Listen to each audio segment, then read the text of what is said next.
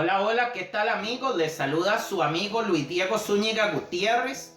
Les doy la bienvenida a una nueva cápsula devocional, recordándoles que ustedes pueden seguir todos nuestros mensajes y todas nuestras cápsulas en nuestras plataformas digitales, en YouTube, @MrLuisDiego76 y también en la página de Facebook Nutrición Celestial.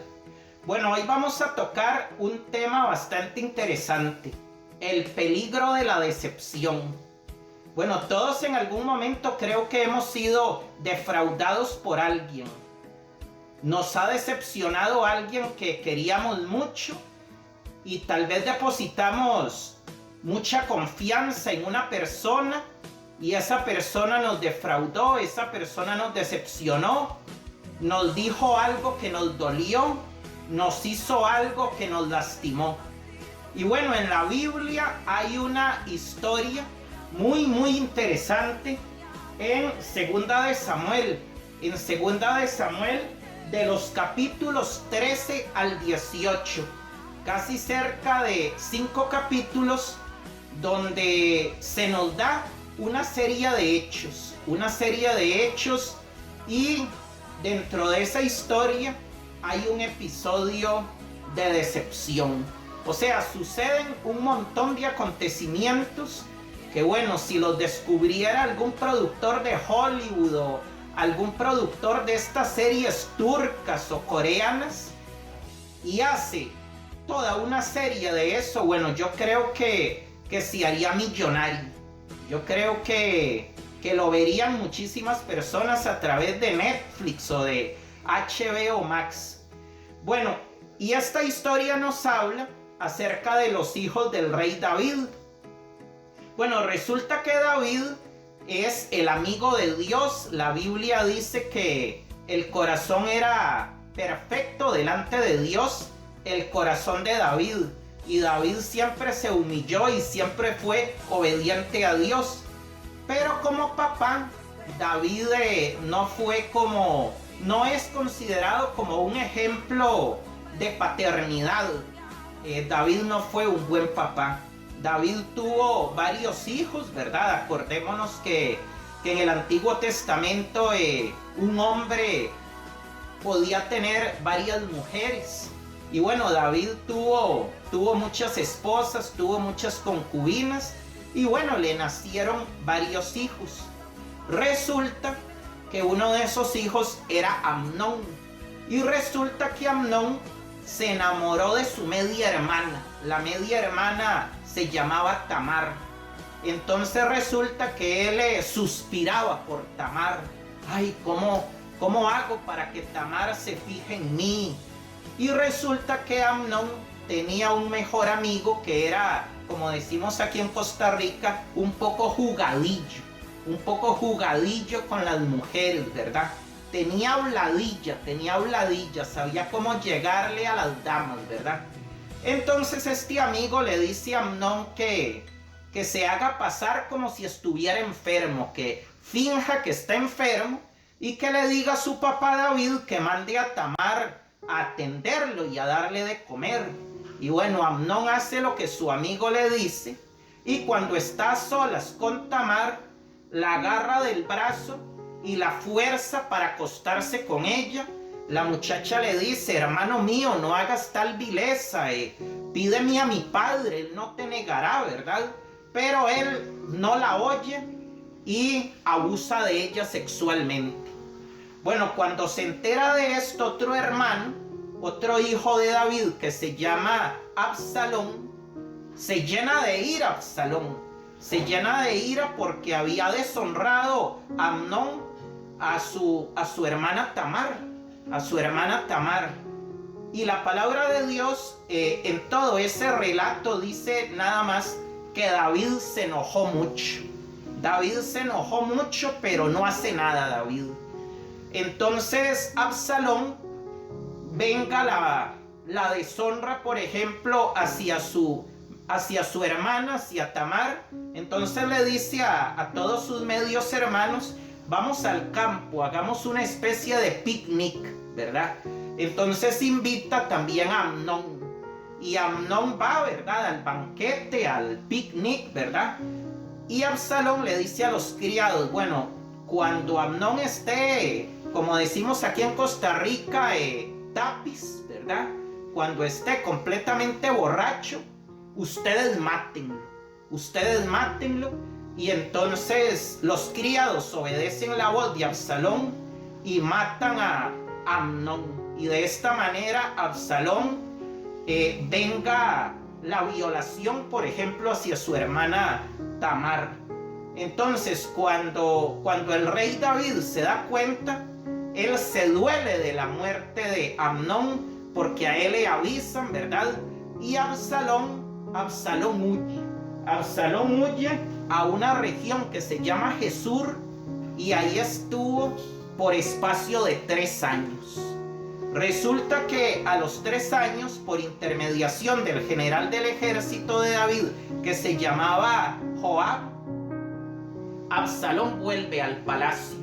Absalón vuelve a la tierra de Israel. Pero el corazón de Absalón, y aquí es donde quiero llegar, está completamente lastimado y completamente herido, porque su padre nunca hizo nada con relación a la violación de su hermana. No hizo absolutamente nada. Entonces Absalón está completamente decepcionado de su padre, defraudado de su padre. Él no quiere ver a su padre. Entonces planea un complot para quitarle el reino a su padre. Planea un complot para apoderarse del reino. Y entonces él se pone a la puerta de la ciudad donde vienen las personas para tener audiencia con el rey David, y para que el rey David le solucione problemas, qué sé yo, el problema que una persona me quitó una propiedad, una hacienda, entonces van donde el rey para que el rey te libere y todo, algún problema con alguna propiedad, algún conflicto, ¿verdad? Entonces Absalón se para a la puerta y les dice: ay, qué lástima que usted no tenga oportunidad con el rey. Ay, quién diera que yo fuera el reino, quién fuera que el reino fuera mío, quién diera que el reino me perteneciera a mí. Yo les haría justicia a todos, ¿verdad? Les habla como buen político, ¿verdad? Les da la palmadita en la espalda: usted es muy especial, usted es muy valioso, pero ay, lástima que el rey no lo vaya a oír. Y los abrazaba y todo. Y así Absalón se fue ganando el cariño de la gente, y llegó el momento en que Absalón penetra en el palacio, ¿verdad? Y el rey David tiene que huir. Y hay otro personaje en la historia que se llama Ahitofel, que era el consejero principal de David. Hemos hablado de él varias veces, y él está a favor de Absalón porque él es el abuelo de Betsabé, la mujer con la que David se acostó y mandó a matar a su esposo, ¿verdad? Y Ahitofel estaba esperando el momento para vengarse de David, ¿verdad? Entonces, bueno, llega un momento en que David tiene que huir del palacio porque Absalón se apodera de todo. Llega un momento también en que Absalón tiene relaciones sexuales con las concubinas de su padre a vista de todo el pueblo. Y David tiene un amigo que se llama Usai, y este Usai se hace pasar como que está a favor de Absalón. ¡Viva Absalón! ¡Viva Absalón! Pero en realidad él lo que quiere es alertar a David sobre los planes de Absalón, ¿verdad? Es como un espía encubierto. Resulta que llega un momento en que están los dos consejeros que eran de David, Usai y Ahitofel, y Absalón les pregunta: bueno, ¿cómo podemos matar a David? ¿Cómo lo podemos matar? Absalón da su plan, Usai da su plan, y a Absalón le parece mejor el plan de Usai porque David ya había dicho: entorpezca a Jehová el consejo de Ahitofel. Entonces resulta que Resulta que Aitofel sigue el consejo de Husay y bueno, al final la historia termina con que Absalón está a caballo, ¿verdad? Va montado en su caballo, se enreda como en un arbusto, cae al suelo y Joab lo mata. Joab lo mata, ¿verdad? A pesar de que el rey David le había dicho a todos sus hombres, no pongan la mano de él encima, ¿verdad? Porque él amaba a Absalón. Él amaba a Absalón y todo, ¿verdad? Pero al final Joab ejecuta venganza y lo mata, ¿verdad? Y el corazón de David se conmueve. ¿Qué te quiero dar a entender con esta historia? Todo empezó aquí, ¿verdad? Porque Absalón se decepcionó de su padre. Absalón no hizo, el rey David no hizo nada, perdón, con relación a la violación de su hermana Tamar. Y no hizo nada tampoco cuando mataron a Amnón, ¿verdad? No hizo tampoco nada, ¿verdad? Entonces el corazón de Absalón, él está completamente herido, completamente lastimado y decepcionado de su padre, ¿verdad? Entonces, ¿cuántas veces nosotros pasamos por esa misma situación? Que una persona nos decepcionó.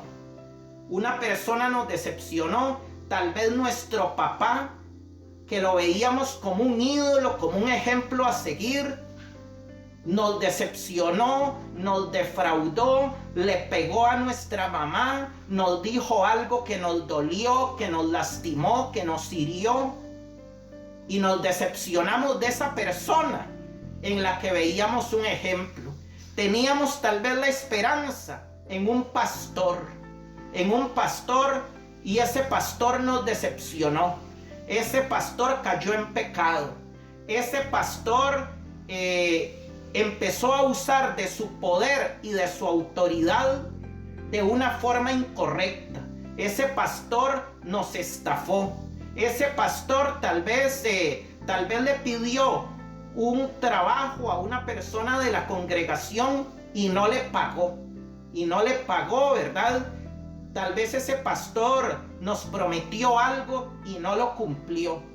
Tantos episodios que hay de decepción, tantos episodios que hay en los que nos defraudan. Tal vez nuestro padre tal vez se hizo drogadicto, se hizo alcohólico y antes predicaba la palabra de Dios, o está en los caminos del Señor, pero es, como decimos popularmente, luz en la calle y oscuridad en la casa.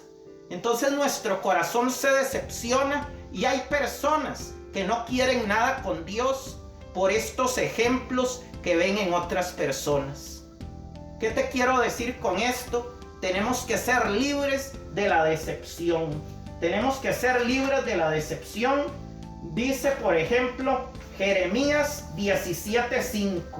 Dice: maldito el hombre que confía en el hombre. Maldito el hombre que confía en el hombre. Dice Jeremías 17, versículo 5. Y pone carne por su brazo y su corazón se aparta de Jehová. Tenemos que ser libres de la decepción. No podemos poner nuestra esperanza en un hombre, en una mujer, por más pastor ungido que sea, por más dice Jesús que sea, porque si no nuestro corazón se va a llenar de amargura y eso va a fomentar la rebeldía y eso nos va a impedir perdonar. En todo momento tenemos que poner nuestra esperanza en Dios. En todo momento tenemos que poner nuestra esperanza en Dios, porque el ser humano siempre nos va a fallar. No hay nadie que esté exento de cometer errores o de caer, por ejemplo, en una falta. Tenemos que poner nuestra mirada en el Señor, porque si no lo hacemos, eso va a fomentar en nosotros una rebeldía, nos va a impedir perdonar y nuestro corazón se va a llenar de amargura. Perdonemos y tengamos siempre puesta la mirada en el Señor, el autor y consumador de la fe. Esto fue la cápsula devocional de hoy. Que Dios te bendiga, que Dios te guarde. Síguenos en nuestras plataformas @MrLuisDiego76 en YouTube y Nutrición Celestial en Facebook. Nos vemos en nuestra próxima cápsula devocional.